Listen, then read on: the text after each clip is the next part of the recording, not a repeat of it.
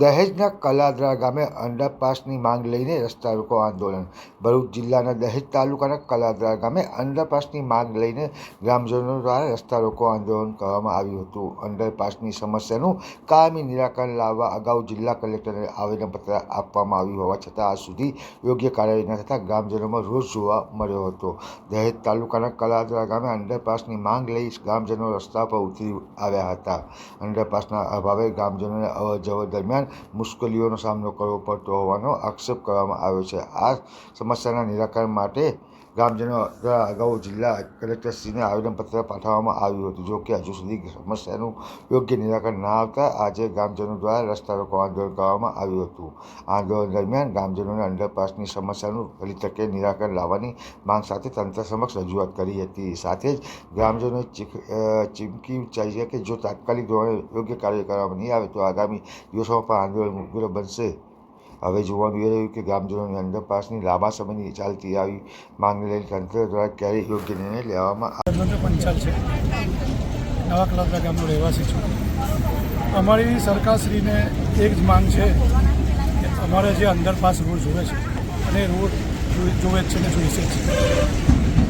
તમામ મુશ્કેલી સામે લડવાનું થશે તો અમે લડીશું. છેલ્લે રોડ પણ બંધ કરાવીશું, જરૂર પડશે તો કોઈ પણ કાર્યવાહી કરવાની તે પણ કરીશું. બરાબર. અત્યારે જૂના ગામના અમે જ્યારે જૂના ગામમાં રહેતા હતા તો જૂના ગામમાં નદી કિનારાથી ત્રાસી ગયા હતા. બધાના મકાન જૂના ગામમાં તૂટી ગયા. ત્યારે નવા ગામમાં આવ્યા, નવા ગામમાં મંજૂરી કરી કે નવા ગામમાં રહેવા તો પણ આ પ્રોબ્લેમ છે. 3 કિલોમીટર સુધી આ છોકરાઓને જે ફરીને જવું પડે છે એ ક્યાં સુધીનું બેટર છે?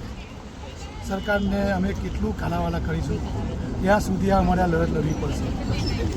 એટલે સરકાર સારા આશા રાખીએ છીએ કે અમારું ગામનું આજે નાળાનું કામ છે અંડરપાસ એ અમારી માંગ પૂરી થાય. અને જો નહીં થાય તો અમે લડત લડીશું. ગમે ત્યારે રોડ બંધ કરાવીશું. એના માટે પછી જે પણ કરવાનું થાય તે પણ કરીશું. છેલ્લે સરકાર પછી પોલીસ દ્વારા માર ખાવા પડશે ત્યારે માર ખાવા પણ તૈયાર છે અમે. એક અંડરપાસ ન હોવાને કારણે આ વસ્તુ એટલે કહેવામાં આવે છે કે જેની કોતરી જાય ને એને ટળવાય. બરાબર. એ એમએલએ સાહેબના ગામનો પ્રશ્ન હોત ને તો એમએલએ સાહેબને ખબર પડે કે આ માંગ જે છે ને એ ખોટી નથી. બરાબર. જે પણ પદ અધિકારીઓને અત્યારે કદાચ મારું લાઈવ જોતા હોય ને તો એમને પોતાના ગામ પર આ પ્રશ્ન બને ને તો એમને ખબર પડે કે આ પ્રોબ્લેમ શું છે અને પ્રોબ્લેમ શું કહેવાય. એક અંડરપાસ ન હોવાને કારણે આખું ગામ કેટલું હેરાન થઈ રહ્યું છે.